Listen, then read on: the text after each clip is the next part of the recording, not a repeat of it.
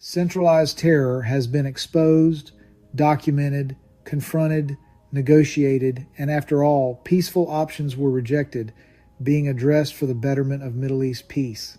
Coalition partners, including the United States, Iranian patriots, Germany, Saudi Arabia, Israel, Kuwait, Turkey, and many others, are focused on Middle East peace, economic stability, and the cessation of endless death and terrorism.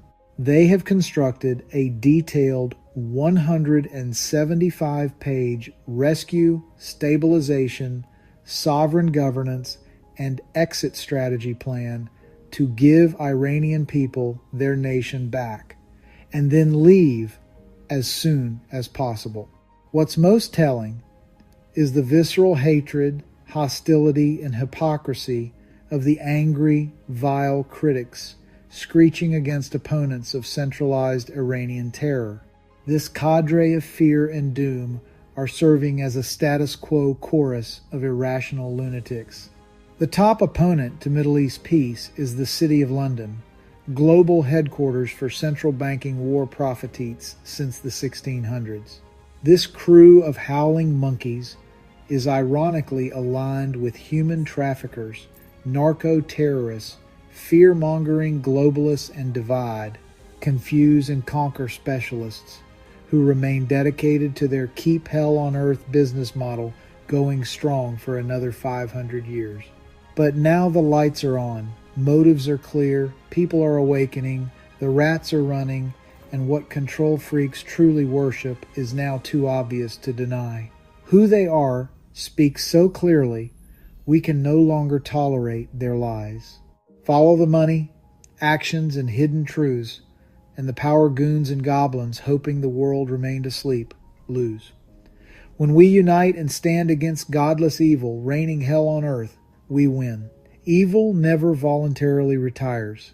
When we stop drinking the cocktail of naivety, ignorance, and cowardice, freedom and abundance for all becomes our destiny. But this is only part of the story.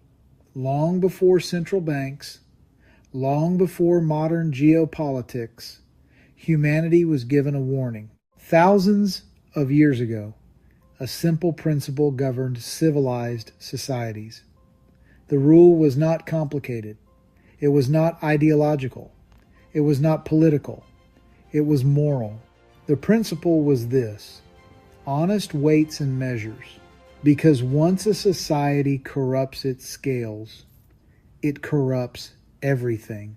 The ancient warning was preserved in the book of Proverbs. It reads, "Dishonest scales are an abomination, not inefficient, not unfortunate, not regrettable, an abomination."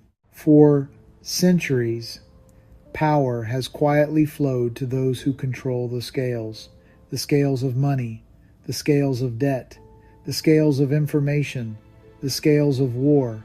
But something new is emerging. For the first time in human history, technology now allows the scales themselves to be transparent.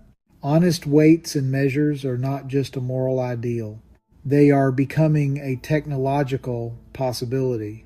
And when the scales become honest again, systems built on deception cannot survive. Because the oldest economic law in civilization is also the simplest. Honest scales build trust, dishonest scales build empires, and every empire built on dishonest scales eventually collapses under its own weight. And now, you know the rest of the story.